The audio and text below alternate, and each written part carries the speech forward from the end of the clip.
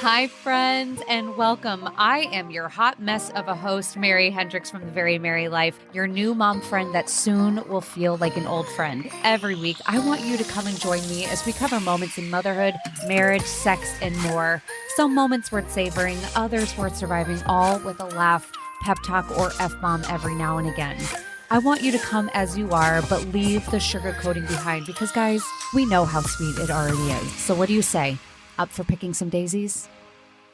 All right. Hello, everyone. Welcome back to another episode of no, it's not. I almost defaulted to my previous podcast name, the Picking Daisies podcast. I almost said the Very Merry Life Unfiltered. It hasn't been that name in a while, but my brain's not working today. It's been a doozy of a day, but you'll hear about it in a second. I have Ashley with me from Tiny Human Print Co., which I'm super excited about. But Ashley, I'm going to, before I get carried away, let you introduce yourself and then we'll go from there. Well, hello, everybody. My name is Ashley Kinsella. I am the owner and artist of Tiny Human Print Company. I'm a mom of 3. I live in the suburbs of Chicago. And I started Tiny Human when my son was about 1 year old, and he continually accidentally called me the name of his daycare teacher instead of mommy. Yeah. So it just broke my heart realizing he spent more time with his daycare teacher than he did with me, all because I worked a full-time job. And I hated that full-time job. So I really started this business as a way to kind of create flexibility for my family. And then my son started struggling with very severe anxiety. So working with him through all of that kind of pinpointed my business. So he turned 2 at the height of the pandemic. So we've always just kind of pushed off his anxiety as he's a COVID kid, right? He had very severe social anxiety and separation anxiety. That is a result of COVID. He's a COVID kid. But then as he started having physical reactions to his anxiety, he would vomit, he would break out in hives, he would have potty accidents. We realized this is deeper and we can't, and if we're passing it off as a COVID kid, that to me told me that it's a learned trait almost, right? So we started working with him and just talking about confidence and choosing to be brave. We would say affirmations in the mirror. I would make him high five himself in the mirror while he's saying these affirmations. So that's kind of what is represented of Tiny Human now. I want kids to just radically love themselves because after going through all of that with my son, and he's a totally different kid now. Now he's in kindergarten. He is the class clown. He wants to be the entertainer. His single goal is to make everyone around him laugh versus before he was literally shaking behind me, just so scared. Yeah. So that's what Tiny Human represents, is just trying to, I love it. It's a big thing here. I've talked about it before, but confidence is one of the best gifts you can ever give your kid. It's one of the, because it is a gift. It is, confidence is truly, truly a gift. And it's a hard gift to maintain, obtain, all of those, sustain, it's just all of those. But I know for me, I talked about that growing up as a kid, and I had I was friendly and I was social. Weirdly enough, I was always the kid when I was growing up that was shy around others. But if you asked me to do I remember in middle school trying to be the school president at the time. And I remember they had a huge assembly and everyone had to say a speech in front of the entire school and in 6th grade. And I loved that. I loved doing things like that because it was almost a way that I could break from the inner nervous Mary and do stuff like that. But I struggled with confidence as just a person, and it impacted, and I say this all the time, the reason why is it impacted my choices that I made as I was getting older, the people I hung around with, the influences that I allowed into my life, and 100%. the decisions. So it's if we want to start I think sometimes we think about restricting kids and their behaviors because we're afraid of what those behaviors can create, but we do that so harshly that we create this lack of trust in who they are as a person, and that's confidence. So if we build that up, then our kids hopefully will make wiser choices because they are firmly solidified in who they are Yeah. type of thing. So that's like such a strong pinpoint for me. I feel like confidence has to be like intentionally taught and intentionally applied. Yeah. Because when you think about toddlers, they think so highly of themselves. Watch what I can do. And they're just over the moon to show you anything. But then as we grow up, it's like we learn to hide ourselves a little bit differently. And to your point, trying to parent in a certain way, when we limit or when we try to parent who they really are, like my son, I swear he has ADHD. He is a wild child all over the place, very loud, has to be that entertainer at all times. And I notice that when I say certain things, and it's not even, my tone cannot be mean, but when I say certain things, I notice like his reaction, and they're like, it could like crush his little spirit. So I feel like I've had to like tiptoe around that. But yeah, that's how my daughter is. My daughter is like, she's very imaginative. So my oldest, she's in kindergarten also, but the way she talks and her world is just color. Like I can just tell that in her head, she probably just sees things in like the best kid like light. And sometimes it's like before bed, she'll just go on like tangents trying to like get out of bedtime, and she'll go on these stories. And sometimes like when you've had a long day, you'll kind of be like, okay, enough, like whatever. And you can see it, like it's like a retraction, almost like a physical, where you like can tell that she just kind of got knocked down a notch. And I hate that so much, because I'm like, no, I want to hear like it's amazing. I just need you to go to bed. Yeah. I need you to go to bed. Right. So it's like, it's so hard to like find that balance, but just being aware of it is, I think, like that first step in it. And again, I think it's, I think a lot of the times too, that confidence piece is built because of our own fear. Like my daughter, my kindergartner, she really wants pink hair. She really wants pink hair. So I found a temporary conditioner that distills like just a pigment in your hair for 6 washes, and then it washes out. So I bought it for her, and my mother-in-law was over, and you could tell that she was kind of like, oh my God, like, why would you do this?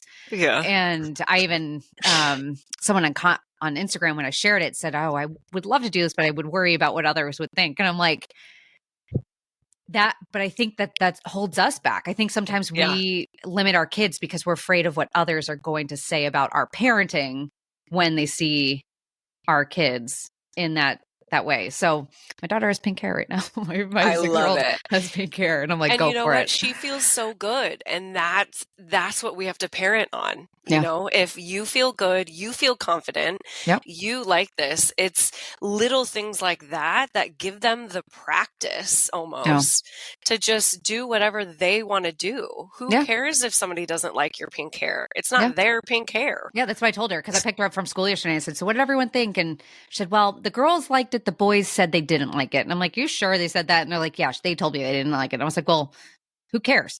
I said, I said, biggest question of all, do you like it? And she said, yeah, I love it. And I was like, there you go. Yeah. That's all that matters. You're not hurting anyone with your pink hair. So you rock that thing. But it's hard. It's hard. And I'm sure with kindergarten, I just recently talked about it. So that's why I'm glad we're doing this conversation, because it's so fresh out of my mouth and in my mind. But I talked about it yesterday, and I shared a reel on Instagram, and it said like, what word do you say in front of your kids instead of fuck? And I loved that one. It's not even my audio, but I used it 2 years ago, and it's because it's me, and that's just what I say. And it said fuck, and people got so in a tizzy about me potentially swearing in front of my kids.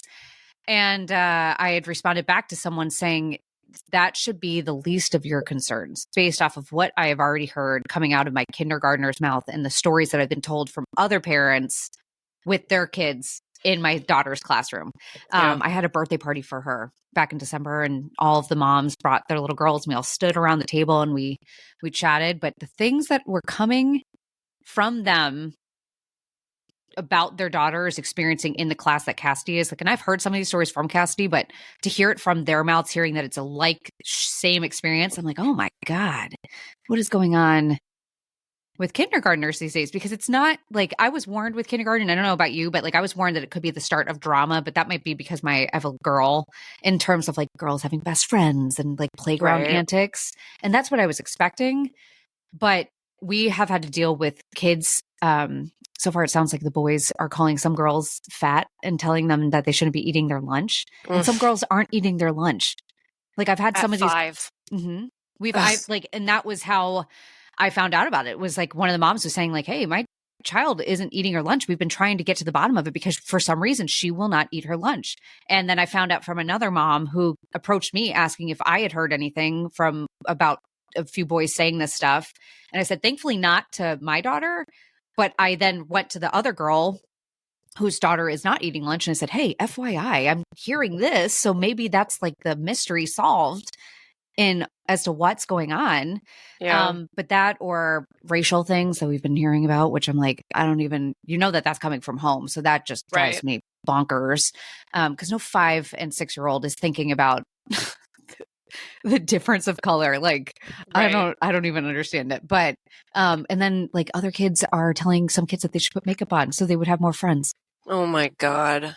See, and this all comes down to when my daughter was born, I had a fat baby. Like she was one of those like perfect, roly, chunky. Yep. That's all my kids. Super fat babies. And it wasn't until, I don't know, maybe she was like right around a year where I started noticing the narrative. Like we would always call her fat and always call her chunky. And when she was 1, and even though my son was only 2, 3 at the time, you have to correct that right then and there, because even at age 2 and 3, if they grow up thinking it's okay to even call a baby fat, then it's okay to call another kindergartner fat, and it's okay to call anybody else fat.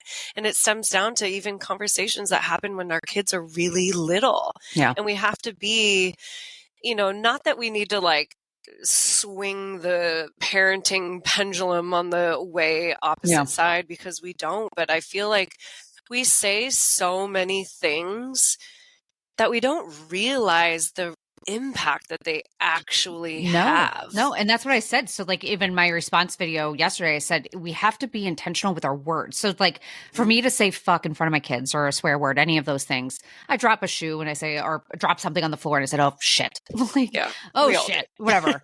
If I were to then turn to my kids and tell them that they are a piece of shit or call them a little shit, that is far different because the intent is right there. So what would you prefer? So me not swear at all, but if I drop something, or if I'm calling my kid, if I'm not calling my kid a little shit, because that's apparently what people are thinking, why is it is it better if I call them little dummy?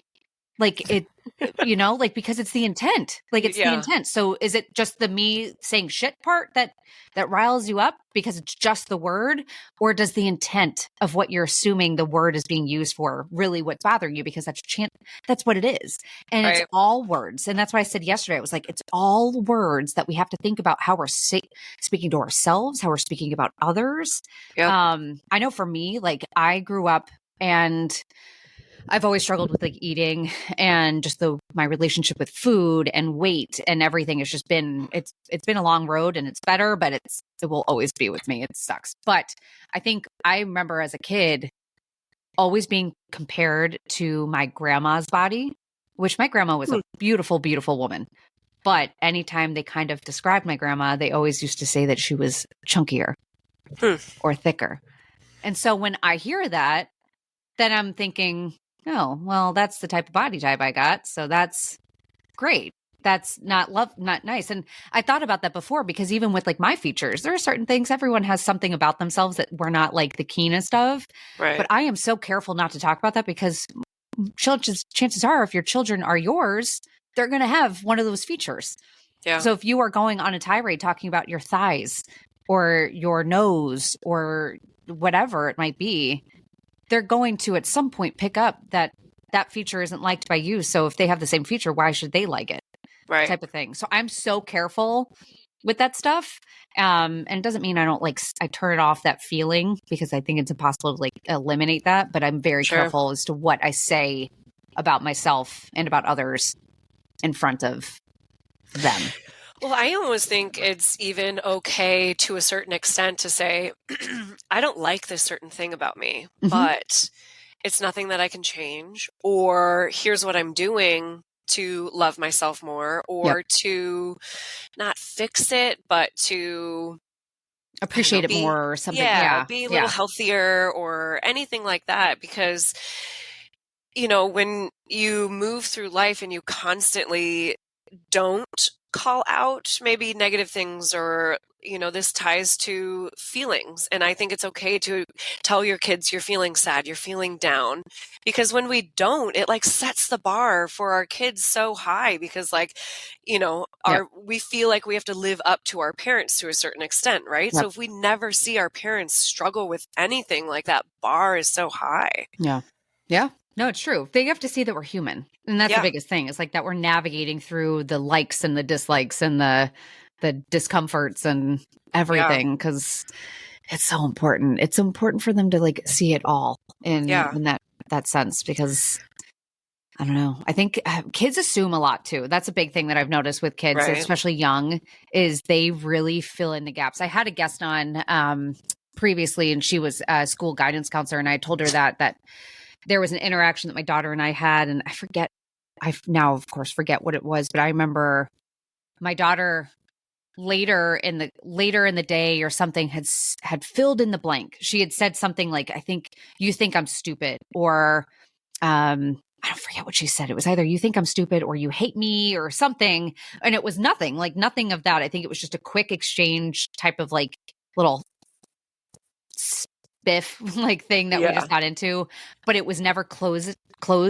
fully, where we like actually closed the loop of what that argument was about or what that tiff was about. And she filled in the blank. And the girl that I had on that's a guidance counselor said, kids do that. They will fill in the blank. So if they can't make sense of something, they're going to fill it in with their own answers. And sometimes they default to the negative. It's very easy to just default to the negative, and then they run with that. And then that's their, learned experience from it, even if it's not true.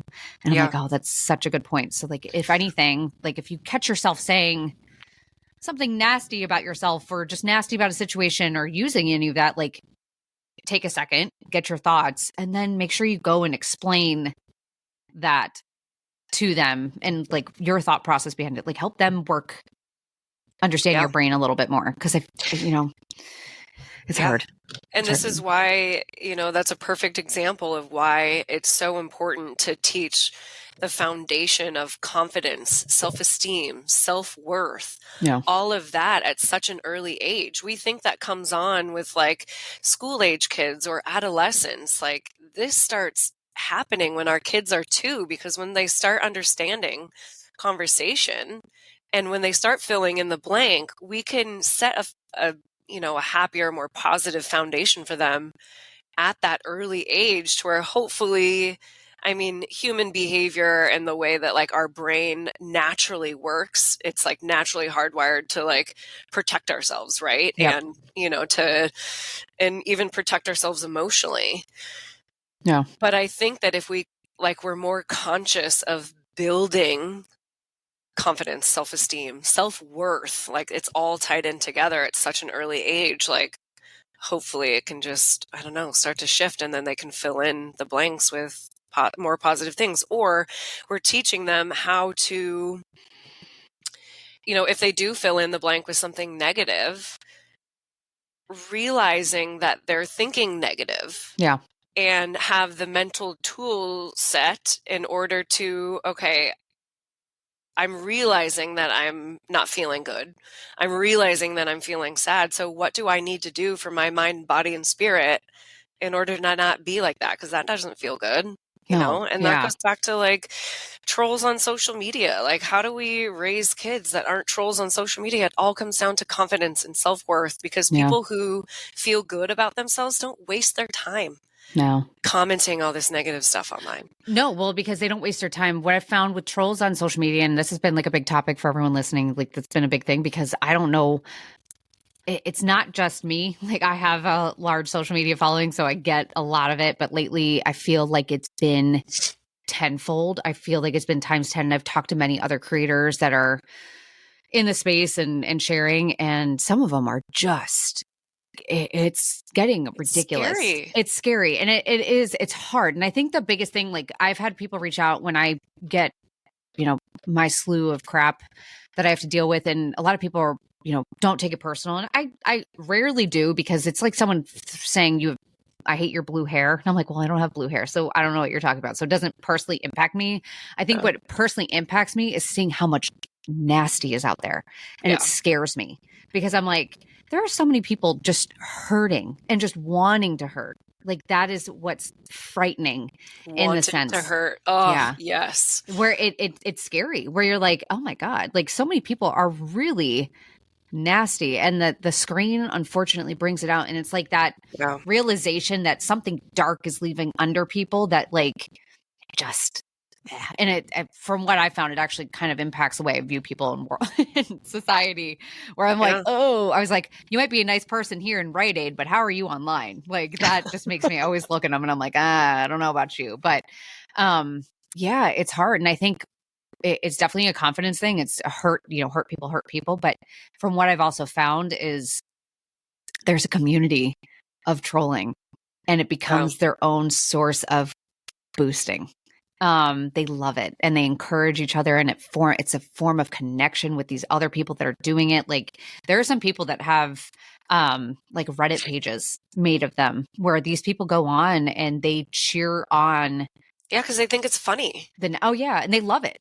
They love it. And it's sad. And I don't think it could be cured. I think there's a big podcast that just talked about it and asked, do you think these people can be cured that are like on Reddit and on these pages that are doing it? Like, do you think that is something that can be easily fixed? And I truly don't think so. I think it is something that would require therapy. I think you would need to get into therapy to really handle the darkness that is taking a hold of you, to really dedicate this time and this effort to like just be nasty. It's awful.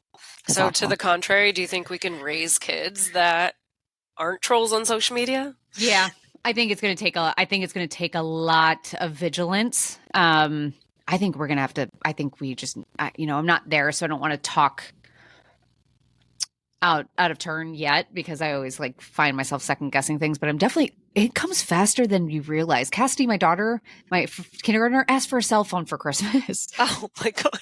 So it's happening faster and faster. And I'm like, absolutely not. Like that's not happening until you're 16. But I'm like, no. But you realize how fast this world catches up with kids, where I think it has to start early. Like for me, like YouTube, gone. YouTube is gone. That is YouTube Kids even, I can't even trust that. Like there's just some things on there that I feel like is just, I don't know. I feel like it's rotting their brains. So that way, when it comes to social media, maybe they're going to be like immune to, I don't know, and maybe easier to fall into the trap of it.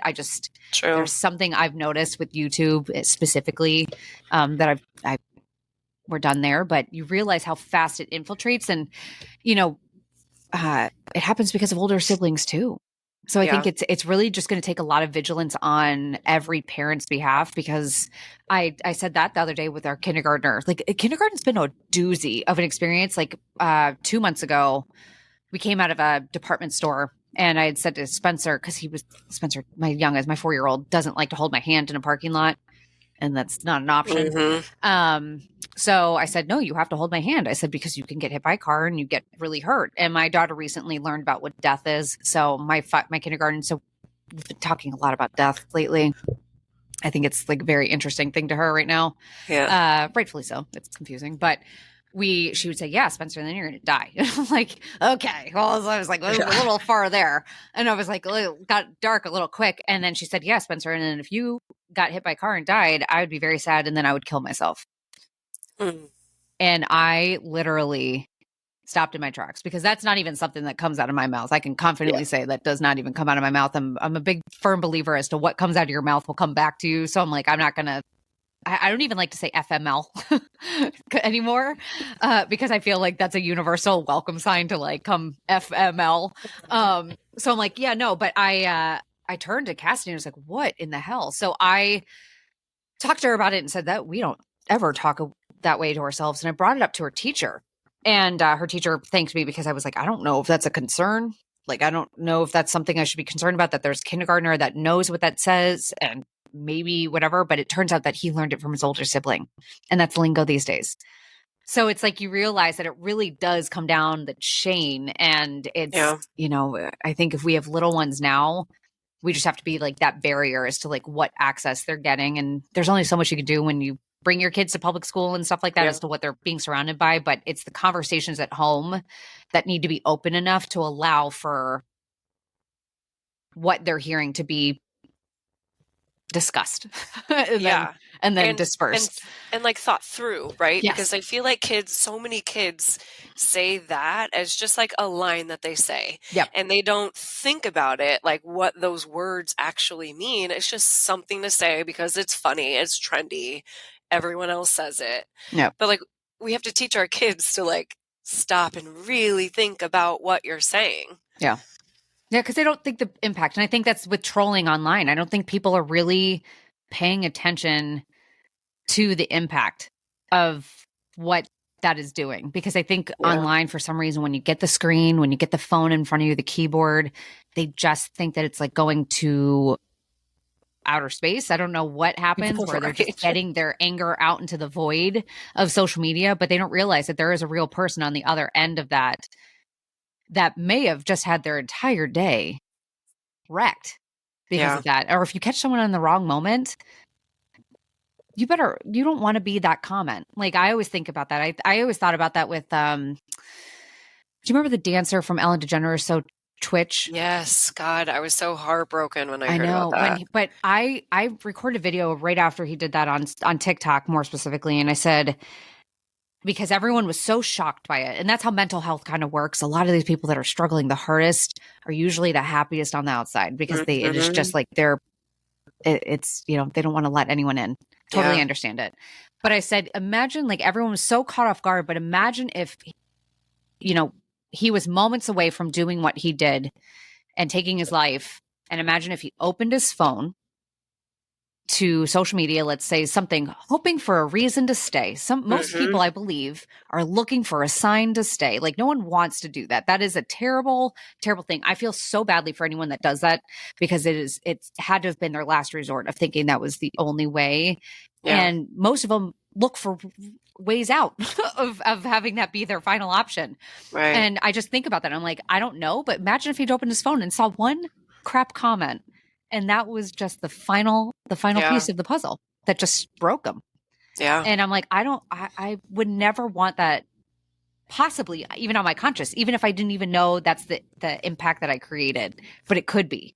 And that's what people I don't think even realize. And that's what I'm like, you try to teach your kids that, but obviously my kids are so little. So I'm trying to like, I think it starts small. You show them in person to person when my son calls my daughter stupid, I'm like, does that hurt your feelings? And vice versa. Like, I think they have to see from experience. I don't know. Yeah. But you also don't want them to, it's hard. It's hard. It's so hard. Do you follow dad chats on TikTok? I probably do. Let me look. Oh my gosh, he is so funny. He had a recent video, and I'm probably going to butcher this. He was talking about, he grew up a cat person. Yeah. And someone in his family got bit by a dog. Yeah, so I follow him. He's so funny. Just always with a coffee in his car. Crazy glasses. He grew up afraid of dogs because somebody in his family got bit by a dog. Yep. And when he married his wife, she always had dogs and wanted a dog. And as they got the dog and he loved the dog, he realized, and I'm totally going to butcher this, but he grew up thinking one way, and then you never got out of that train of thought until it's like in your face. Yeah. I totally forget where I was going with that. What was your point before? That it's almost like they don't learn until they experience it themselves, but then you almost hate that they have to experience it themselves.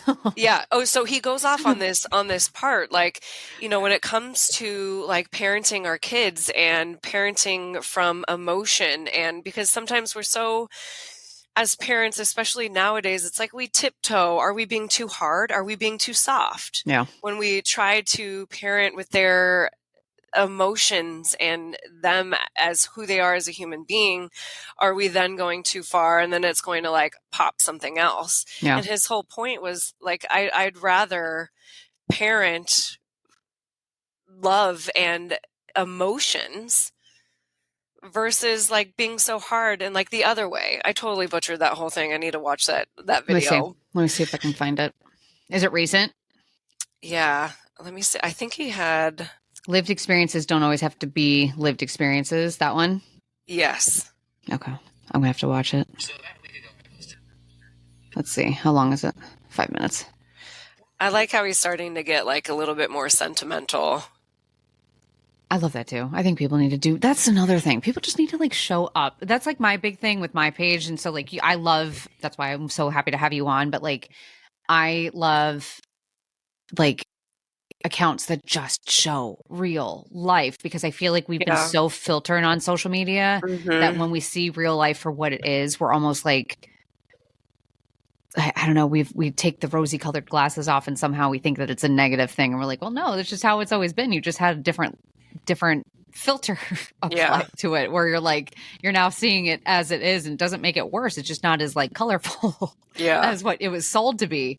And that's what has always attracted me to you. I love how like just easily authentic you are. And for me, like trying to build a business online, for me personally, it's hard for me to show up on social media, even though I want to show up as myself and be true and honest and all of that. It's like, there's like a disconnect sometimes in, I don't know, like that vulnerability online. And then it's just like a display for everyone for all of these like negative comments and all that stuff. And I know it's so weird because I think about that sometimes where I'm like, I don't know how I do it, because when I get on my phone, but I'll tell you what, when it's hard for me to get on my phone and on my stories in that manner, it feels like a disconnect.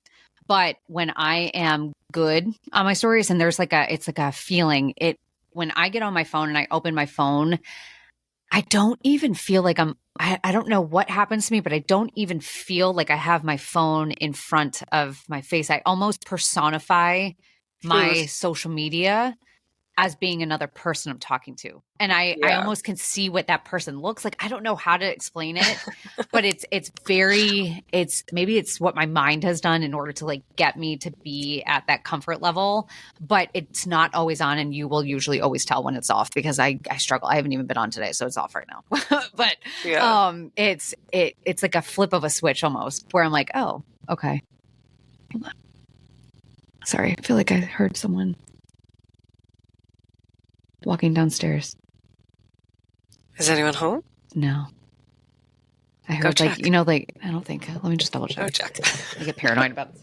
You know, like I get weird about stuff like that because I'm like, we have a dog though. She's not barking. So I would think that would be my first clue. But you know, when you can, it's like you can almost feel like the pressure of someone stomping their feet almost, like you can tell that that's happening. That's what I just heard. But it's almost like when your babies are infants and you hear them cry, but they're not crying. Yeah. So I wonder if I just heard that, or it's the ghost in our house. So is that or that?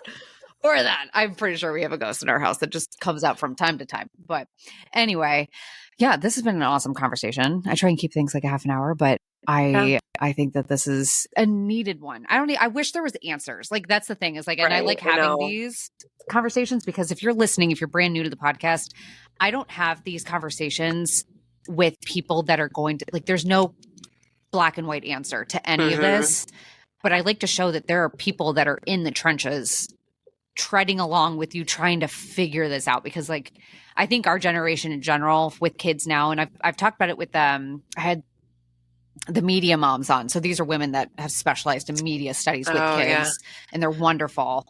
And I talked to them about like, you know, fixing this whole thing with social media. And we're the guinea pig generation, because we grew up with cell phones, but I didn't get my first cell phone until I was 14. Yeah.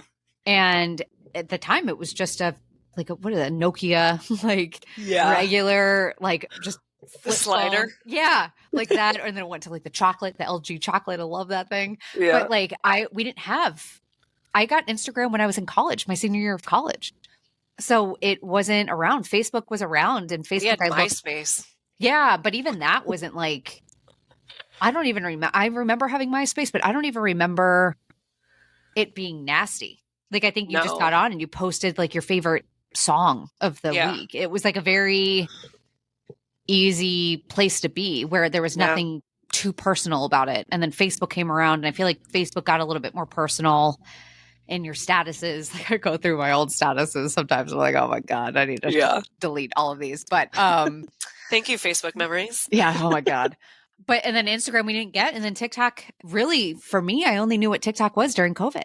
That was really because no one in my age bracket really had it downloaded until pandemic. Yeah, really I only around. had it like a year ago. And TikTok land scares me. TikTok is like the wild, wild west. Oh, see, but I like TikTok. I just don't feel connected over there. I like TikTok because I feel like it's very shallow. So I'm like, it is so shallow. Yeah, what they say to me doesn't really bother me. Instagram, it can be whoosh. It can be harsh. Facebook too, but that's because they're connected and with one another. But we're guinea pig generation. Like, we haven't grown up long enough to see the implications of what it's going to be like that our kids. I mean, my daughter, my oldest in kindergarten, sometimes she'll like, she'll take my phone and she'll record her own videos, which don't get posted anywhere, but she just wants to do it because she's seen so many videos on stuff. And then again, that's why I'm getting rid of YouTube, because it's just becoming nuts. But she'll start and she'll go, "Hey guys, welcome to today's video." And then at the end, she'll say like, "Make sure to subscribe for more." And I'm like, oh God. I'm like, oh God. All right, here we go. But you think about that, where it's like, she knows what that is. And it's After my kids take a picture, they're like, "Can I see it? Can I see it?" Like, we can look at this later. You don't have to look at yourself in the photo that you just took right away every single time. And what it comes down to, because I feel like we're the generation that tries to be more gentle, but then we second guess, like, are we being too gentle? Like, just go with your gut feeling. Like, this ties back to just like go with your own intuition. Parenting. It's common sense. Like, teach your kids what you want to teach. Be conscious of what you say and how you talk to yourself. And sometimes it feels cheesy talking to our kids and being so direct about like talking about feelings and how to help yourself or how to get from a sad feeling to a happy feeling. And it feels cheesy sometimes, like talking to our kids about that kind of stuff. But we almost have to, and just go. We almost have to, and I feel like it's cheesy because it's uncomfortable. And I think it's because we just weren't taught. So because we're the first generation that talks about it. Yeah. So it's weird. It's a weird thing because we weren't raised like that. I was definitely not raised like that. I was not raised in an emotional family. I was always emotional. Like, I was just, they always said I wore my heart on my sleeve. I always have. Like, I've just been that type of person since day one, but to not have a family that was that way was very hard. So it's been an interesting thing, but that more than anything just proves to me that it all starts with us. Like, it really does. Yeah. So like, we can think about what we're doing A, B, and C in terms of parenting, but I think my biggest recommendation for anyone listening, and even for myself, like, I'm saying this out loud for myself, is we all have to sit down and take a deep look at ourselves and what we need. Because what do we need in order to teach ourselves to come from a negative emotion to a positive one? Like, what things do we need to install in our lives so we can model that? Because it's all modeling. That's all it is. So we can tell our kids A, B, and C, do this. But if we're not doing any of that, then it's a waste of time. So I think that's the first step, is really sit down on us and think about our social media usage, our social media interactions, our day-to-day life and how we're treating others and talking about others and talking about ourselves and taking time out for ourselves to take a break. And once we start there, then we can have a way better grasp on, how to teach our kids that. Because if we don't know, then how the hell are we supposed to teach them anything? Right. And even like monitoring the conversations that you have with other adults, because your kids are always listening. Always listening. Always listening. It's ridiculous, the things that come out of their mouth. Oh my gosh. But it cracks me up also. So awesome. Okay. Well, so for everyone listening, I'm going to link everything of Ashley's in the show notes that we can go and follow her. You can go check out everything with her business and whatnot. But thank you so much for being here, because this is a great conversation. I'm excited. Thank you so much for having me. This was fun. Another episode down. Thank you all so much for listening. If you loved today's episode, I would be so appreciative if you would leave a rating and review. I cannot begin to tell you how much those mean to me, but also how much they help me get in front of more eyes and more ears. As always, be sure to check back every Tuesday and Friday for a new episode, whether it's an episode with me and my husband, me and Katie, or just another incredible, amazing guest. Stay tuned for more honest, real, raw chit-chat. And hey, do me a favor before you go. Remind yourself how amazing you are, how enough you are, how special you are. And boy, oh boy, I sure am glad to have you here. Thanks, friend.